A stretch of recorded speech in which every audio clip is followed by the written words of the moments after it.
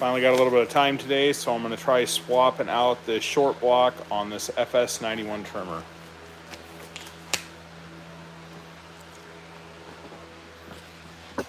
This is what I got here. So I'm going to take everything off of here. I'm going to put on the new short block. I'm going to show you what the short block looks like. And we'll go from there. So let's jump right into it.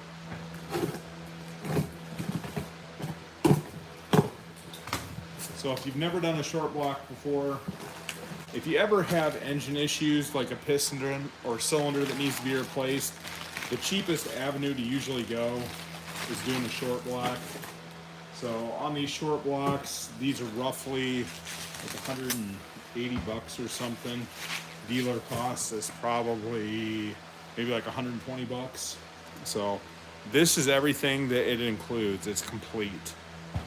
Then you get this little pack of the goodies here. So you got your new impulse line, your gaskets, your muffler gasket, a little plastic piece that mounts your wiring harness. So it is well worth it just to go this route. Saves a lot of time, saves a lot of money. So let me get you guys set up right here and I'll start working on it. So I've already taken the shaft off. Next thing I'm going to do, take this clutch assembly off.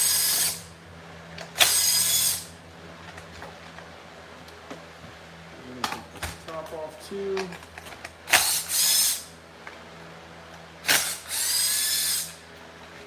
So with the shroud, there's that one screw in the back.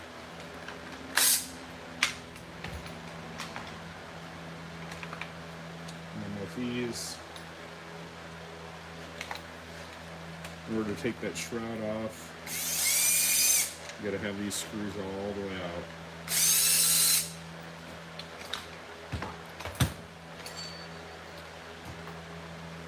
Alright, so now we're gonna take everything off of here and we're going to put the new short block in. So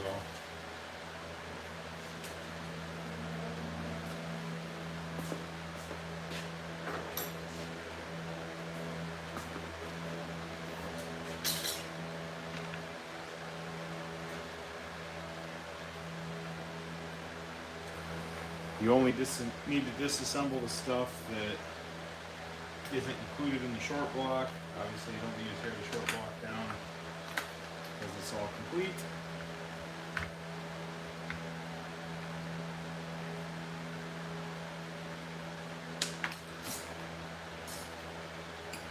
My nice little magnet trays.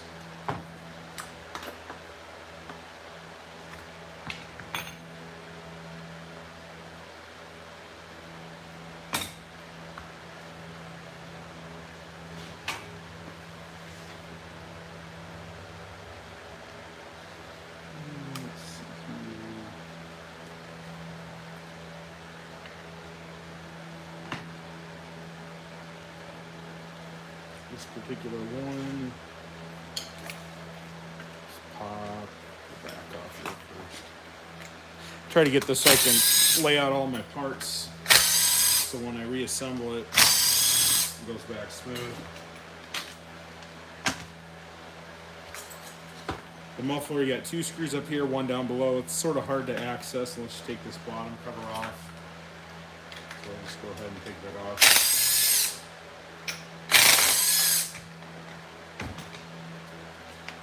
Now you can see your three screws there.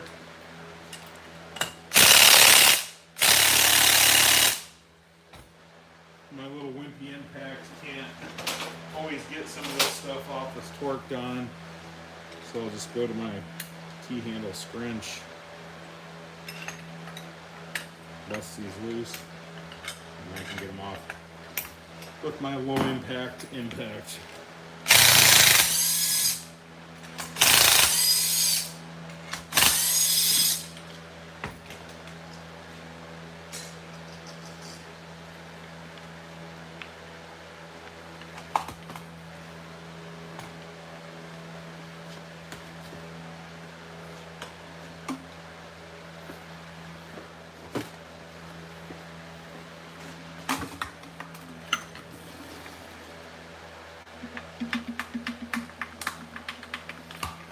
disconnect the fuel tank, I want to take the fuel out first so I don't have a mess here.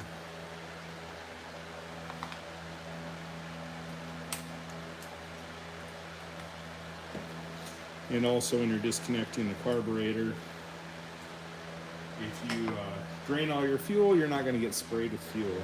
So remember, this is a pressurized system.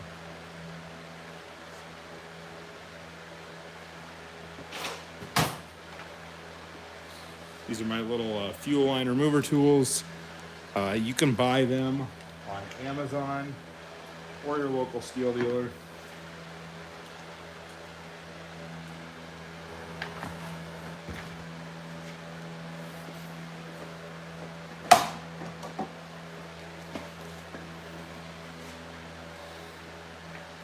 I don't like the throttle on these. They're just sort of a pain to take off and put back on. Anybody that's done this before knows what I'm talking about.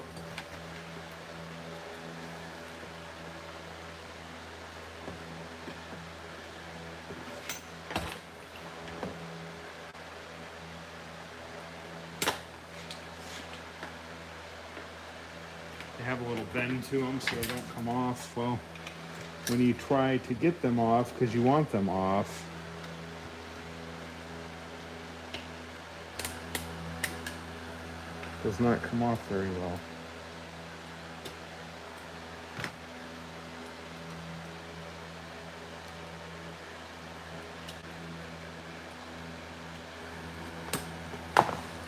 Let's try something else.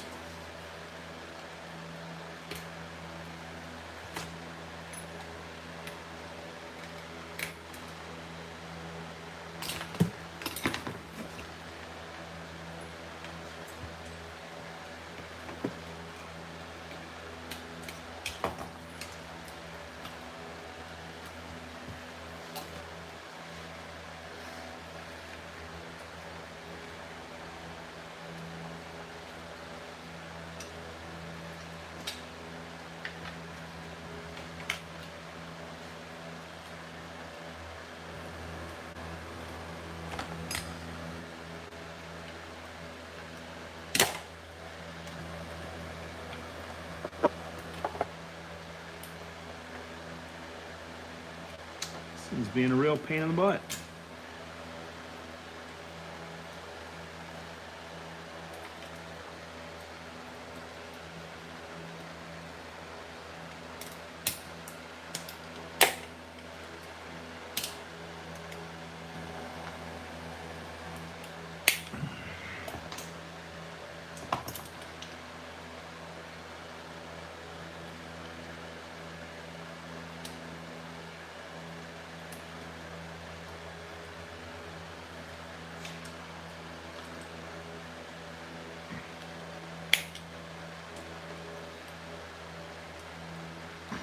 Show you what I mean once I get it off. This one's like bent over. There. What a pain. This is one of the dumbest designs that Stihl has. Notice how it's bent over. I don't know if you guys can see that.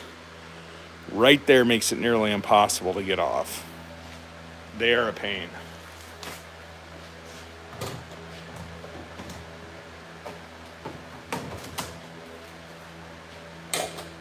Especially when you're trying to get those off of needle nose pliers. They got a little fatter end to them. It's sort of hard to get off. But we got it off. Got 2 screws here. Just gonna hold this. And let's see the tank. Tank should just pop right off. Just got these grommets.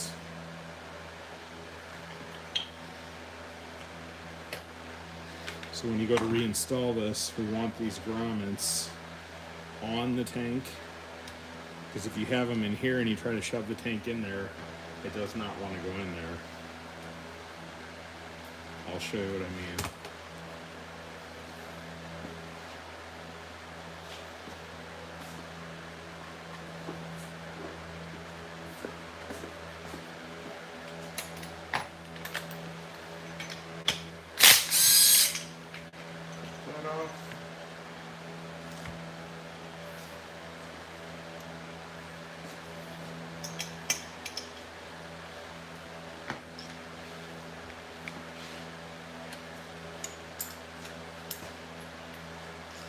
So these are two different size sockets. This is a 10, the other one was a 13.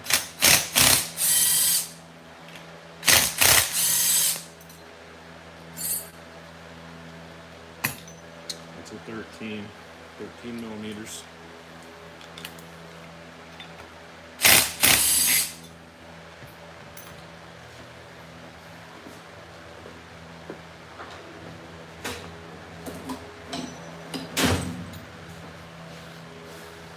To get the flywheel off, you're gonna take a punch and a hammer. Couple taps, boom, right off.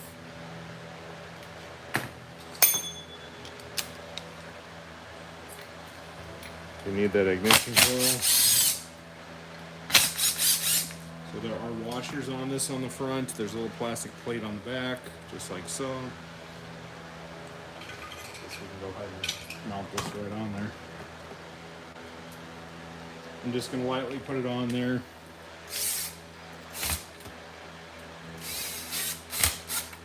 And I'm going to have to gap this and get the flywheel on, so no point in putting it on tight.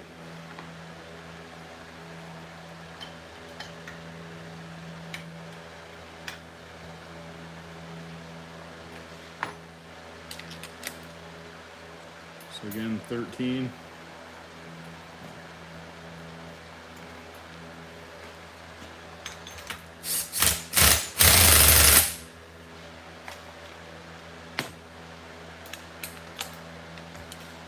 Clutch bolts are 10. Get them started by hand, make sure they're threading in.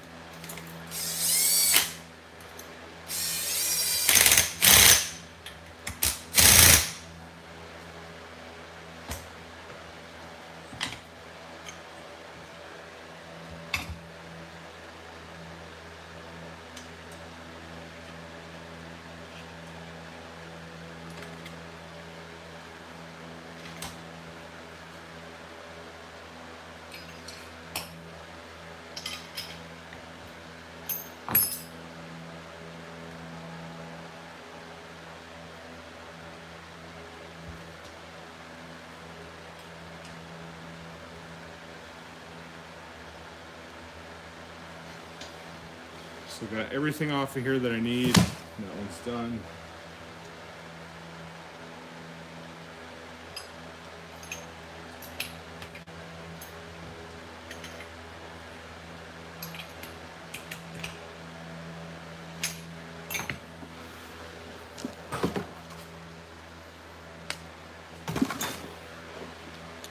And the impulse line on.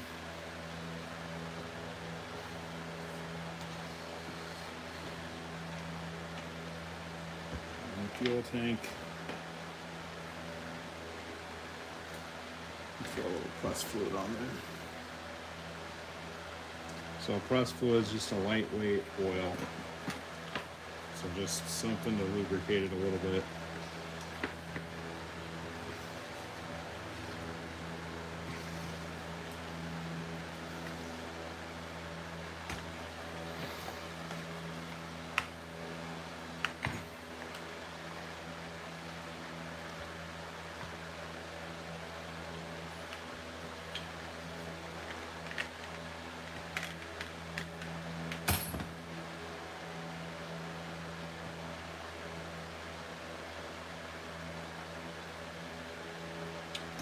I try to put it in this way.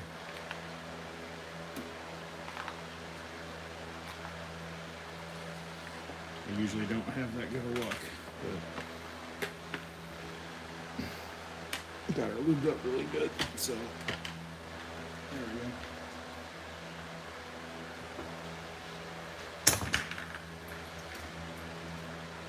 I'll put this back on.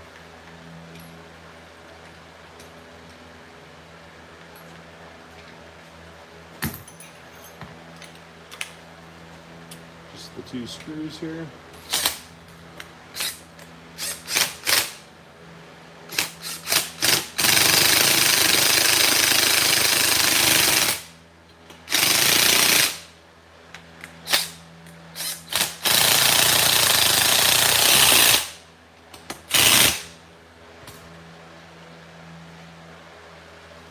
Let's see.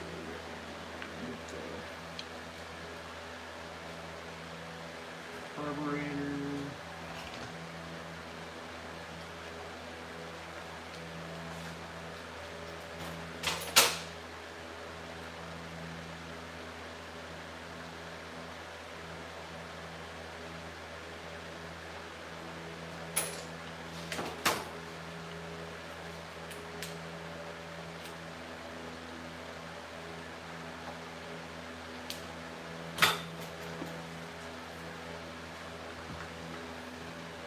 So when you're putting the carburetor back on, make sure that you're getting that on the impulse line at the bottom.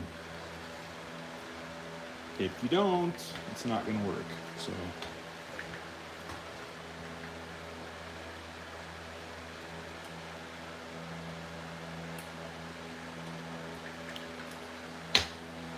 now we're going to try to reconnect this. They go in a lot easier than they come off.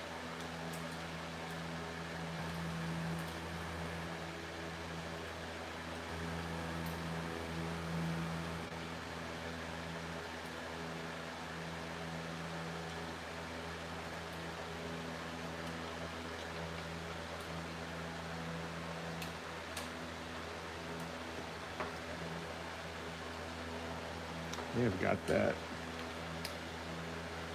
lever bent something fierce.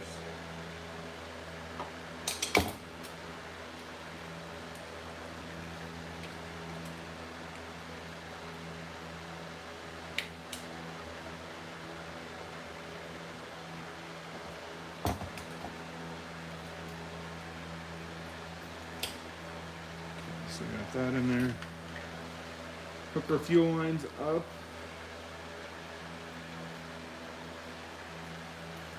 Short one on the bottom, long one on the top.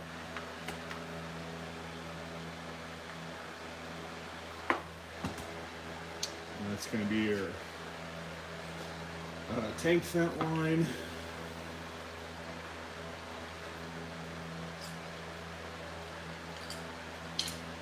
So we're going to put the muffler back on.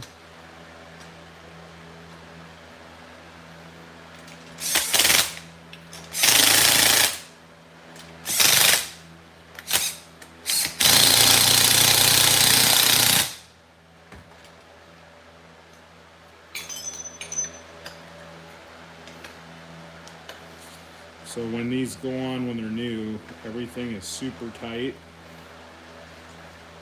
So it doesn't hurt to do some of this stuff by hand. Make sure you're not over tightening it or screwing up the threads.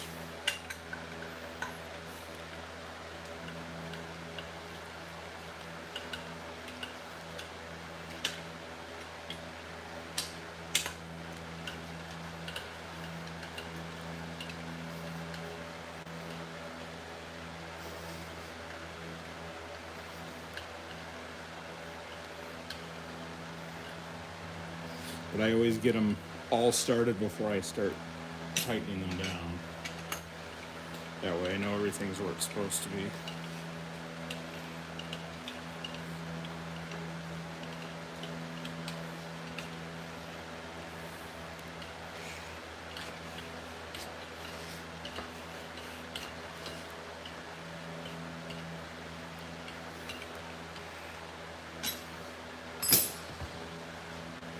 I'm going to gap the flywheel.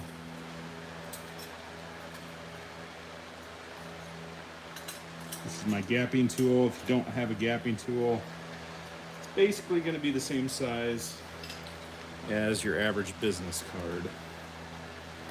When I say average, I mean average, not something super thick and crazy. These I would highly recommend putting in by hand. If you torque these on too much, they can snap off, and then have fun trying to get that little bit out of your engine, because you have to have them both on to hold that ignition coil on there. So got that, that's good. This clutch fan We're only going to secure the bottom one.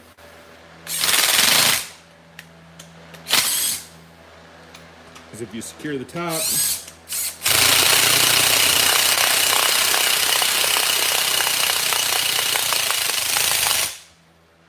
then you can't get your shroud on. So, bottom only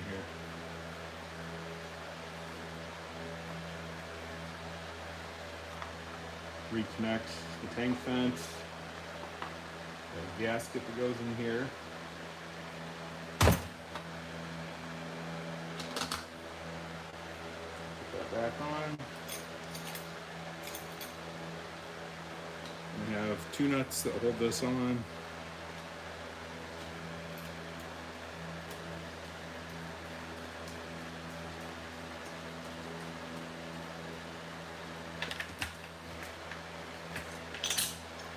Again, I do some of this stuff by hand.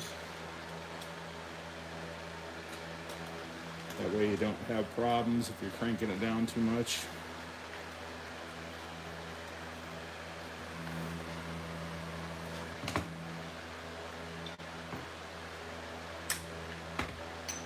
Go back here. This is going to be a 13 millimeter.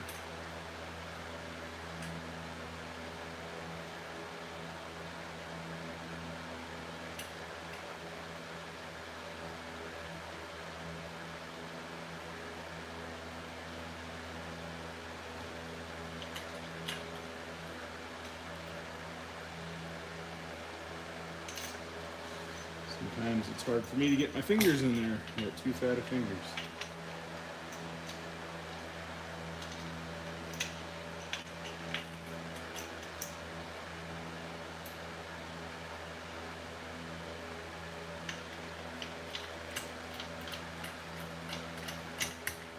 Just hand tighten that at first.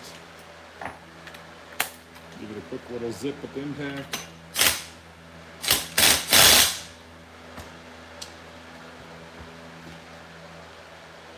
Rear cover plate.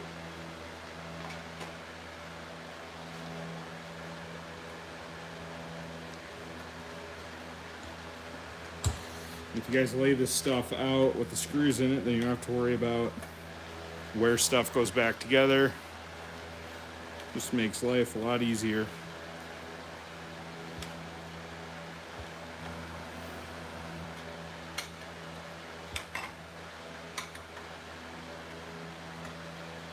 Of course, this hardware, like I said, when you're going right into metal with it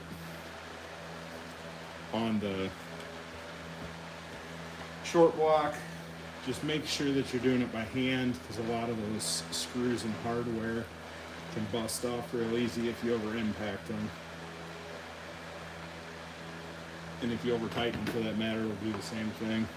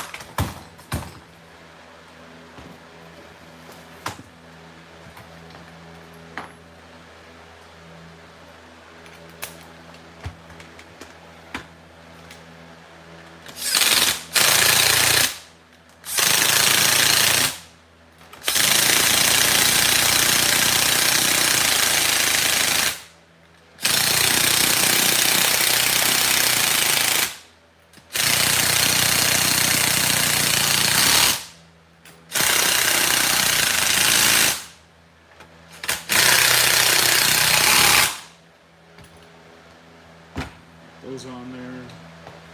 Let's get the handle.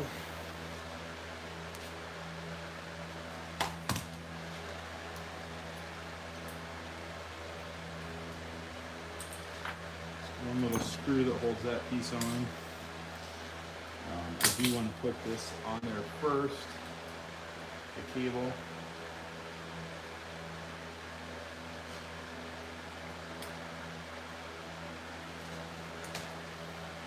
because if you don't, it's really hard to get back on, if not impossible. So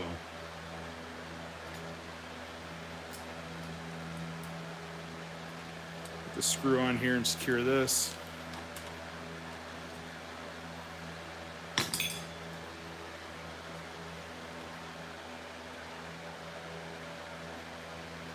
And of course, the choke, there's a little tab under there,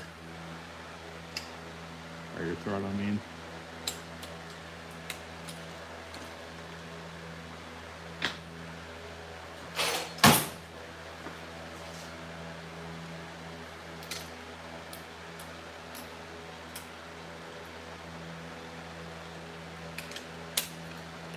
Just like that. Yellow comes up on top of this.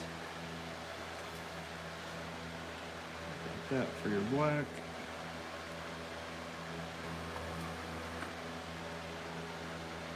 So that's where your wire sits on those. So that's all back on there. Put the shroud on top.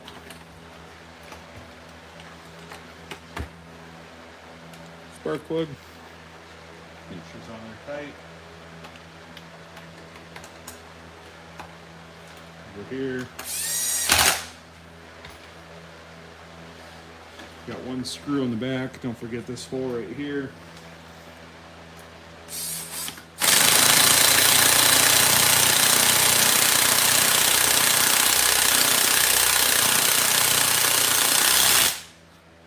Like I said, that's a wimpy impact that I have. I specifically use it for stuff like this because I don't want to over-torque something by accident. So if you go to your big box store, find the junkiest impact they have, it'll work perfect.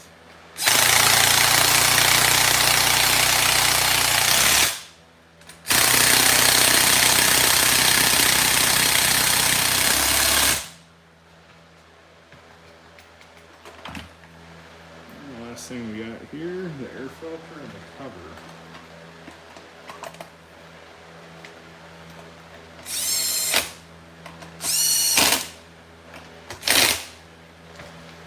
And there you have it.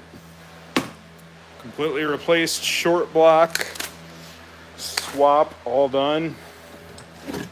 Here's the old one. It was a new one. It was having valve issues. So, yeah, that's why we're having to replace that. Not too difficult.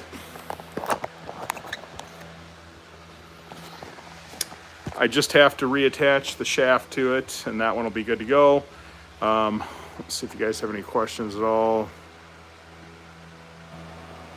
All right. Yeah, the FS91. If you're doing the 91, the 131, and there might be a couple other ones, they're actually going to be the same exact way when you're putting them together. The short blocks are a little bit different, but the process is basically the same. So yeah, Stihl does a good job covering this under warranty. So, how you doing, Chris, Ryan, Jeff? Good to see you guys. So yeah, that's all I got on this repair video. Make sure you guys tune in tomorrow, and don't forget, Wrench and Ramble on Saturday night at 9. Have a good one.